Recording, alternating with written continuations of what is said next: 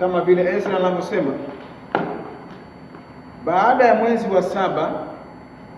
mwezi wa saba ulipofika, na watu wa Israeli wakiwa wamekwisha kukaa katika miji yao, wote walikusanyika pamoja mjini Yerusalemu.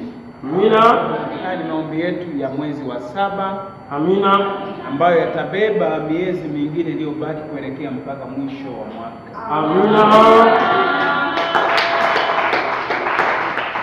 Ezra anawakusanya watu. Amina. Na ndio maana nimesema wakati tunaanza maombi mapema kabisa. Amina. Tunapopewa lengo tusichanganye mambo. Amina. Hatujawa na mazoea ya kukaa na kitu kimoja kuomba hicho, tunakuna changanya vitu vingi. Amina. Leo nilisema tuanze na toba, mwanzo mwisho. Kama tumeambia tuombe toba, tuombe rehema. Amina. Na hatujaiomba, tunaomba tu Roho Mtakatifu, naomba Yesu fungua pale, wachawi waniachie. Watakuachia. Inawezekana kwa toba yako. Amina. Kwa rehema utakayoiomba. Amina. Na itakuwa kufungua kila kitu kwenye maisha yako. Amina. Leo nilisema omba toba. Amina.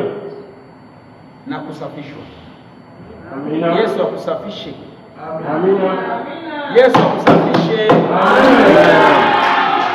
Umekuwa ni muumini wa kuwaka moto, baadaye unazima. Amina. Tunatakiwa tuogeshwe. Amina.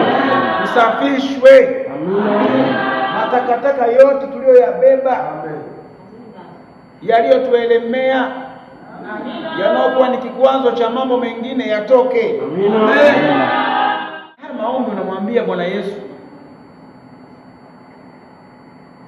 ninatubu kwa ajili ya kila eneo la maisha yangu. Amina. Kila eneo la maisha yangu naliombea toba. Amina. Ambalo hilo kila eneo inawezekana limekuwa na farakano. Amina. Wewe unaomba hapa, vingine umeacha vya msingi. Wewe unaomba hapa upewe vitu wakati mafarakano yamejaa.